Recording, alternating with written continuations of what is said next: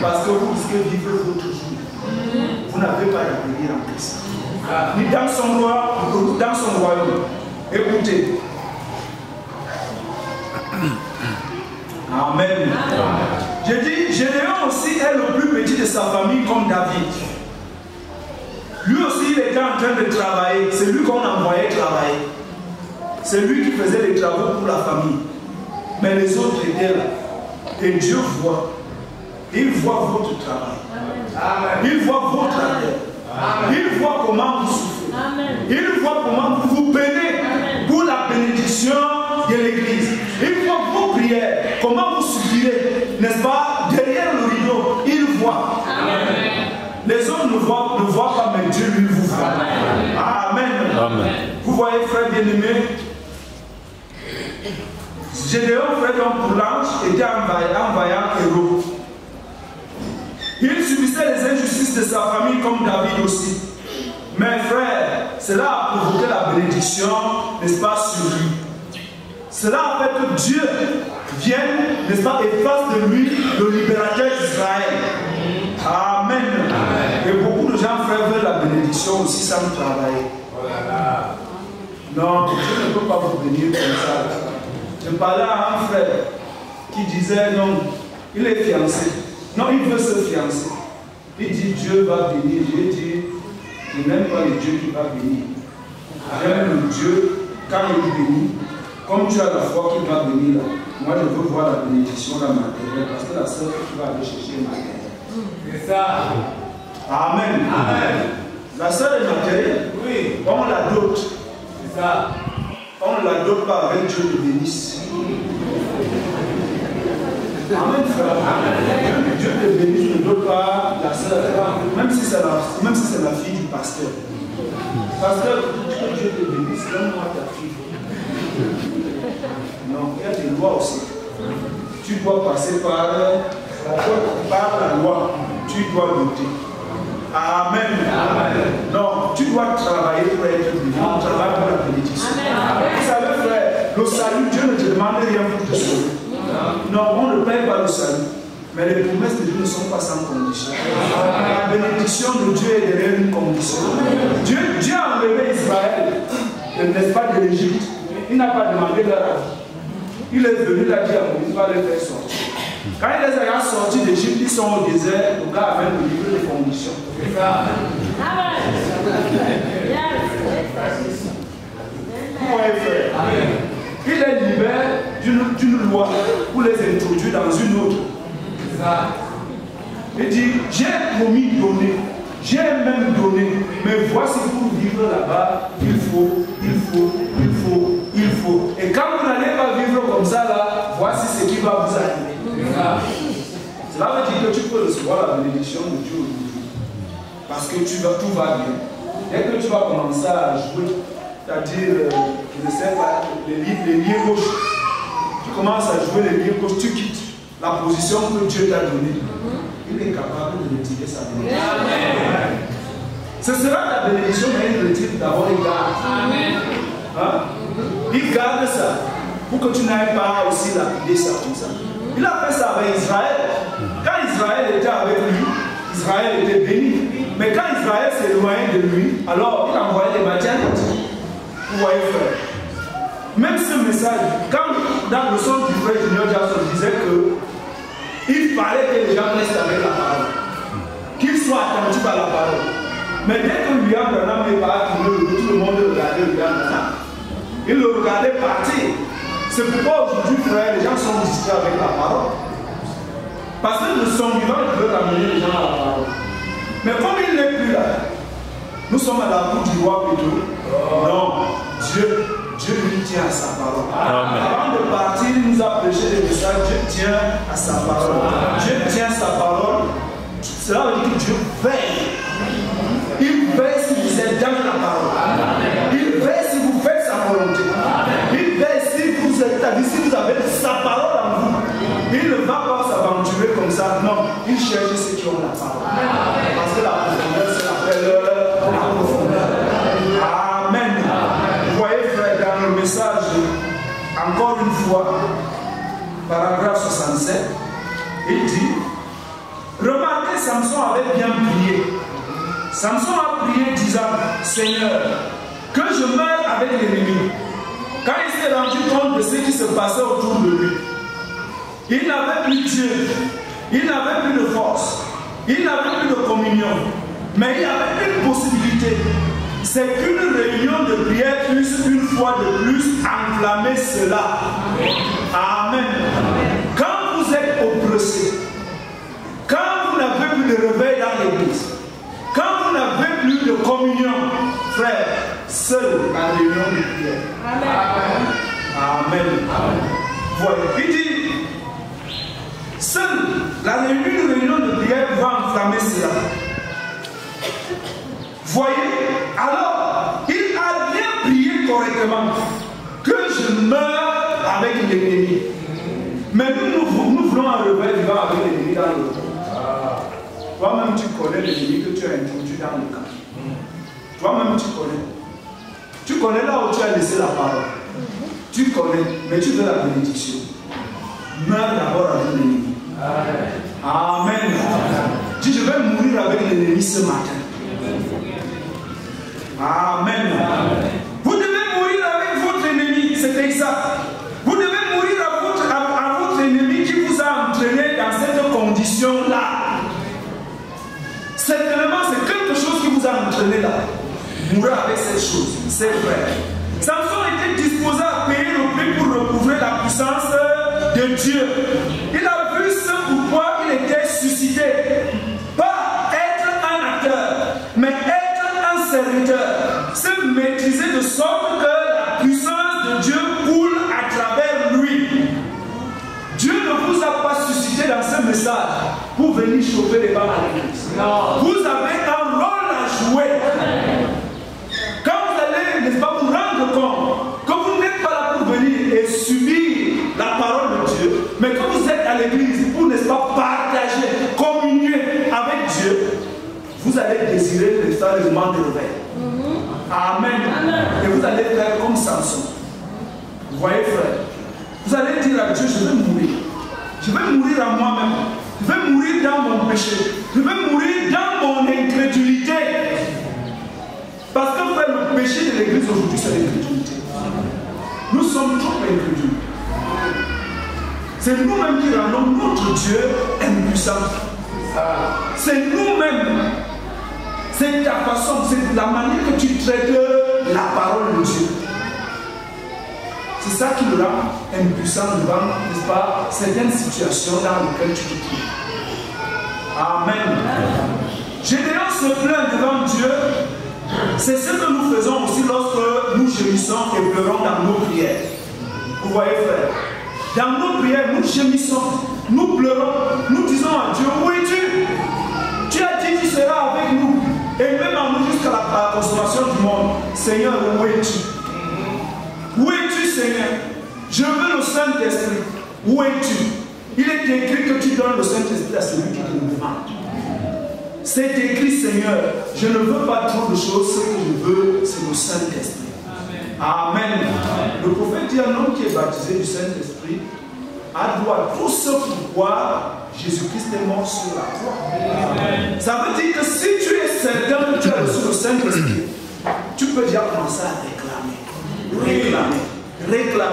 J'ai dit l'autre jour, frère bien-aimé, qu'il ne suffit pas de dire que j'ai écrit le message du temps de la fin.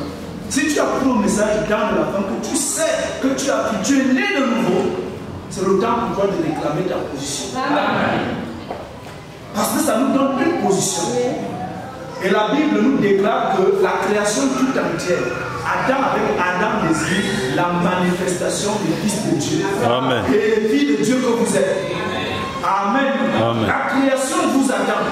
La création souffre. Parce qu'elle vous attend. Elle attend de voir en vous des dieux. Amen. Amen. Parce qu'un fils de Dieu, c'est un Dieu. Amen. La Bible dit, vous êtes des dieux. Mais comment la Bible peut déclarer que je suis un Dieu?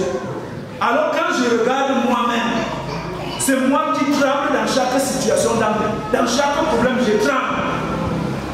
Alors que je suis un Dieu, est-ce que Dieu tremble? Non. Donc ça doit me révolter. Je veux dire à Dieu, la divinité là, si elle n'est pas en moi, c'est le temps maintenant que je la fais. Amen. Amen.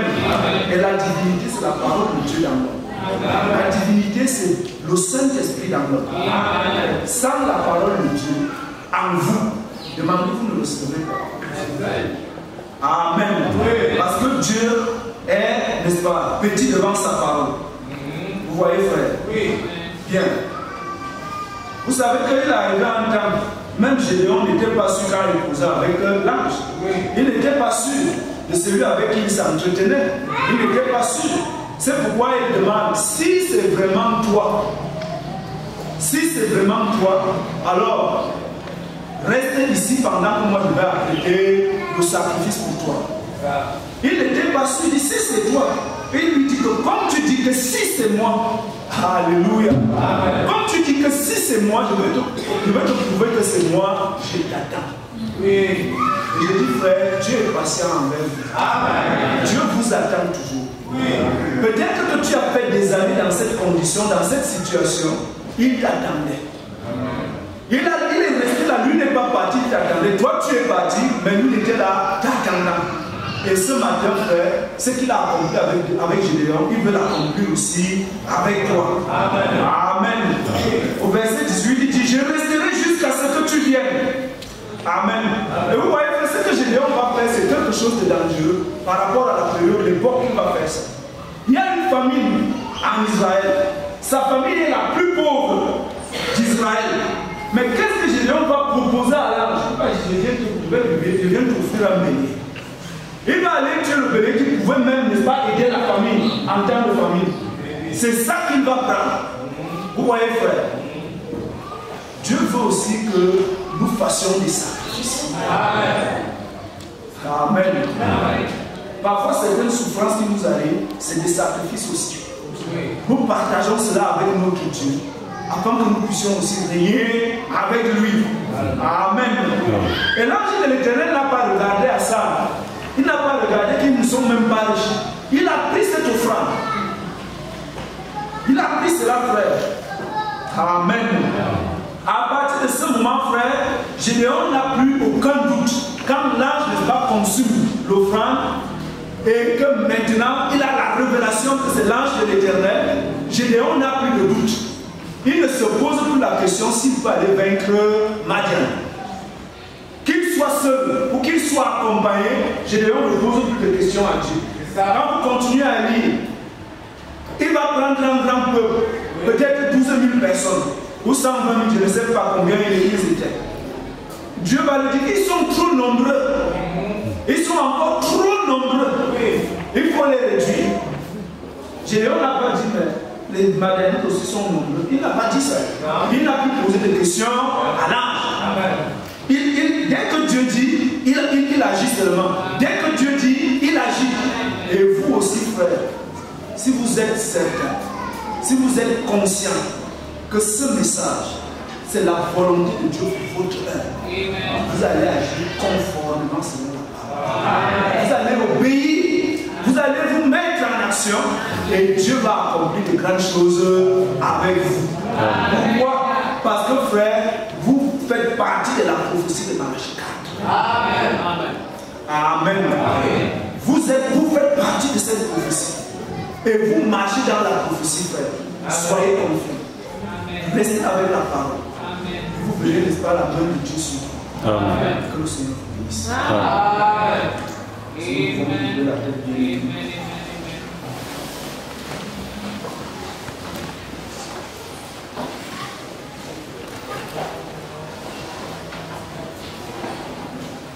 Dieu notre Père et notre Seigneur,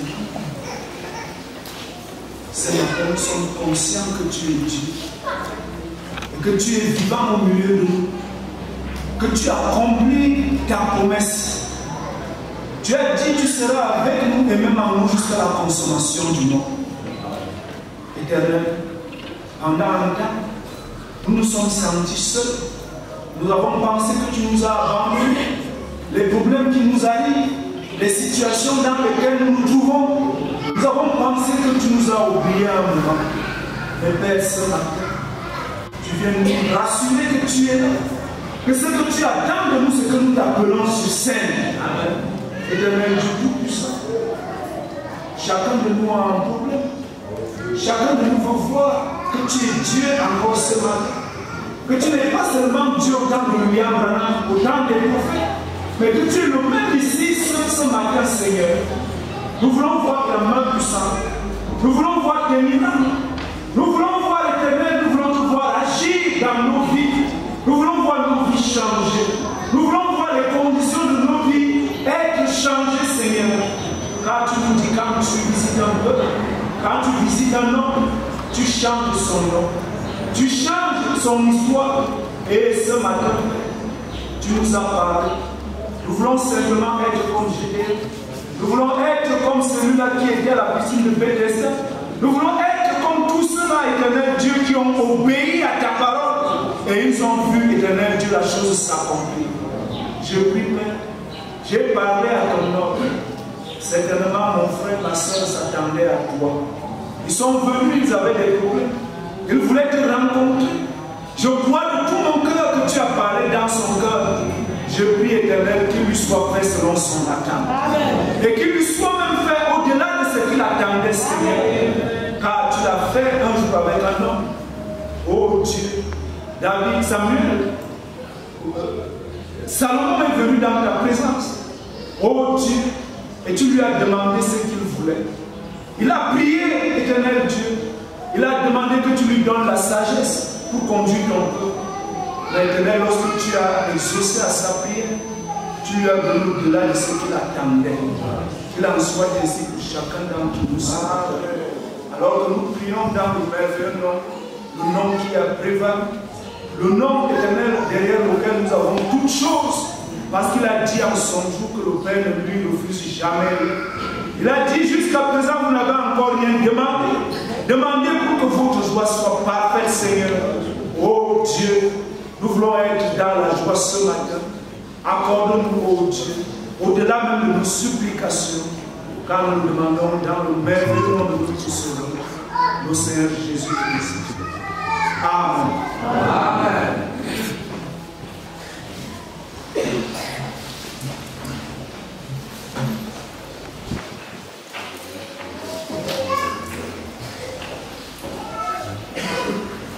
La vie a dévié de sa forme.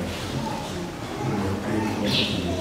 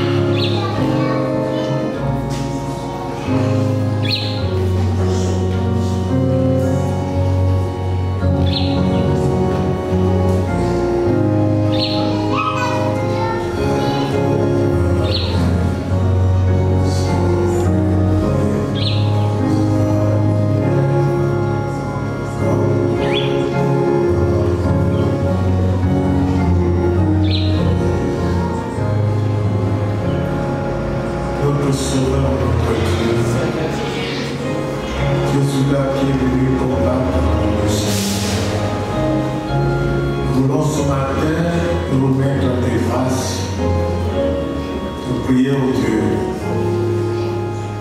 d'ouvrir notre endroit spirituel.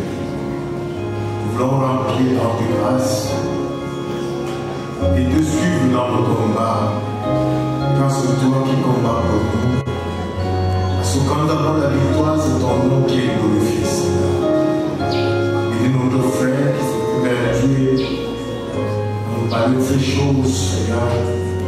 Te prions, alors qu'il va rentrer, garde-le aussi, Seigneur, sur le chemin retour.